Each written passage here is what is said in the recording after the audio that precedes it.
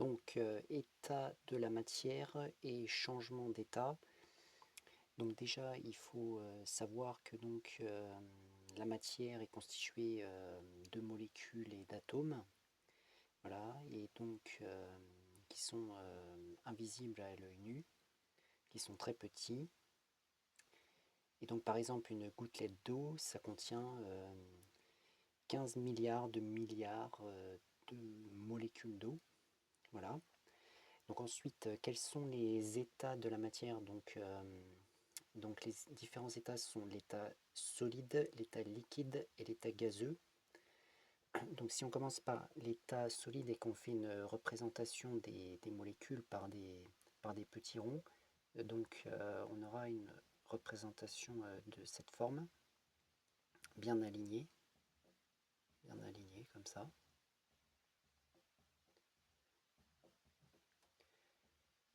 Donc bien ordonnée, bien alignée. Et donc ça en 3 dimensions en quelque sorte, si on représente un solide, en visualisant ces molécules qui le composent, et voilà, et ainsi de suite.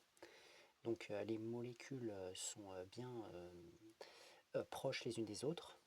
Et donc ce qu'il faut savoir d'un point de vue de l'état solide, c'est que donc d'un point de vue macroscopique, c'est-à-dire d'un point de vue à l'œil nu, quoi, qu'est-ce qu'il faut retenir? Ben, il faut retenir que l'état solide, est compact. Donc comme on vient le voir, les molécules sont collées les unes aux autres, compactes et aussi ordonnées, c'est-à-dire qu'elles sont bien alignées dans toutes les directions, donc ordonnées, compactes et ordonnées. Donc l'état solide est compact et ordonné. Et aussi d'un point de vue de... Donc on dit que un solide a une forme propre. C'est-à-dire que cette forme lui appartient et quand on lui donne une forme, elle ne change pas facilement. Il faut vraiment exercer une forte pression pour changer cette forme. Et aussi, il a un volume propre et un volume propre. Parce que ce volume, on ne peut pas le changer également. Quand il a un volume, on ne peut pas diminuer son volume ou expanser son volume. Donc le volume est toujours le même pour un solide. Donc ensuite, d'un point de vue microscopique, qu'est-ce que c'est? Donc c'est-à-dire lorsqu'on regarde plus proche d'un point de vue des molécules. Donc en fait, je pense que voilà, je me suis un petit peu trompé. Cette partie-là, elle va dans le côté microscopique. Donc l'état solide est compact et ordonné. C'est plutôt à l'état microscopique puisque les molécules sont collées les unes aux autres et bien alignées. Mais également à l'état microscopique, ce qu'il faut retenir, c'est que les molécules, elles sont collées fortement. Les molécules sont fortement collées aux molécules voisines. Voilà. Donc ça, c'était à l'état solide. Maintenant, si on regarde l'état liquide, donc généralement on a un récipient. Ici, je représente les molécules. Donc elles vont également être les unes contre les autres. Par contre, elles vont pas être alignées comme cela. Elles vont pas être alignées, elles vont être dans le désordre. Donc du coup, qu'est-ce qu'on peut dire à l'état d'un point de vue macroscopique, c'est-à-dire quand on regarde à l'œil nu? Eh bien, d'un point de vue déjà de sa forme, est-ce qu'il a une forme propre? Eh bien, un liquide, il n'a pas de forme propre. Un liquide n'a pas de forme propre. Pourquoi? Parce que il prend en fait la forme du contenant dans lequel il est. Et ensuite, est-ce qu'il a un volume propre? Eh ben, dans ce cas-là, oui, oui. Mais a un volume propre. Un volume propre. Pour quelle raison est-ce qu'il a un volume propre? Eh bien parce qu'on ne peut pas, pareil que dans le solide, on ne peut pas diminuer son volume, c'est-à-dire l'espace qu'il occupe, ni augmenter le volume qu'il va occuper. Donc ça, c'est d'un point de vue macroscopique. Il y a aussi autre chose, c'est que euh, la surface libre d'un liquide est horizontale et plane. Horizontale et plane. Ça, c'est à retenir. C'est-à-dire que même si, par exemple, le récipient, je le penche, et ben, la surface libre, donc c'est la surface qui est au contact de l'air du liquide, bah, va toujours rester plane et horizontale. Et ensuite, d'un point de vue microscopique, donc c'est là où on parle de compact et ordonné, donc ça c'était pour état solide, mais pour l'état liquide, ça va être également compact, puisque comme on l'a vu, les molécules sont les unes sur les autres. Par contre, est-ce que ça va être ordonné? Non, parce qu'elles ne sont pas liées. Donc du coup, on dit désordonné. Donc l'état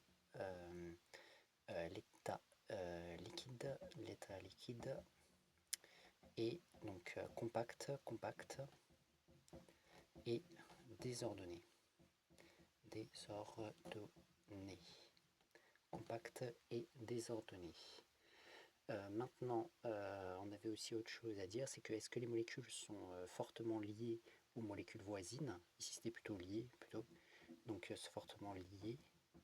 Ça c'était pour le solide, mais est-ce qu'elles sont également pour le liquide? Et ben non, les molécules en fait elles glissent les unes sur les autres.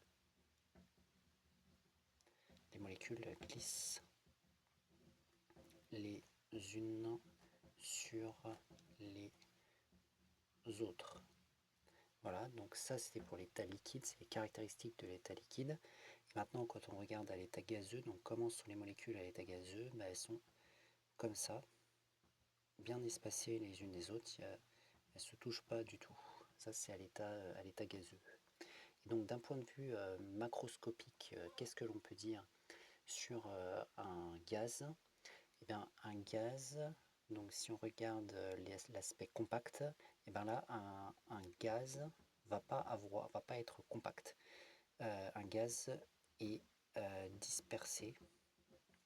Enfin, ça c'est à l'état microscopique. Là, on est plutôt en train de regarder si à l'état macroscopique, c'est-à-dire quand on le regarde avec nos yeux, le gaz, comment est-ce qu'il se comporte.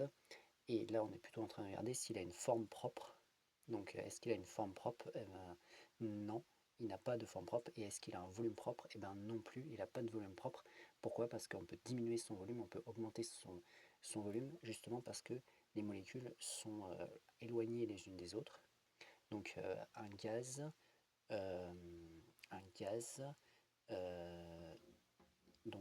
n'a pas de forme propre. On peut changer sa forme si on veut, ni de volume propre. Pourquoi? Parce qu'on peut changer également son volume en le compressant ou en l'expandant. Maintenant, on va regarder à la forme, d'un point de vue microscopique, c'est-à-dire quand on regarde les molécules. Donc là, c'est là où on regarde si elles sont compactes et ordonnées ou désordonnées. Ici, elles ne vont pas être compactes, donc on dit qu'elles sont, elles ne vont pas être compactes. Donc on dit qu'elles sont, on dit que l'état gazeux est dispersé. Dispersé, c'est un peu l'inverse le contraire de compact, et désordonné. Pourquoi? Parce que les molécules vont dans tous les sens, elles ne sont pas, se déplacent très vite, etc. Donc on n'est pas dans un état ordonné, désordonné. Voilà. Donc on peut peut dire, oui, les molécules se déplacent très vite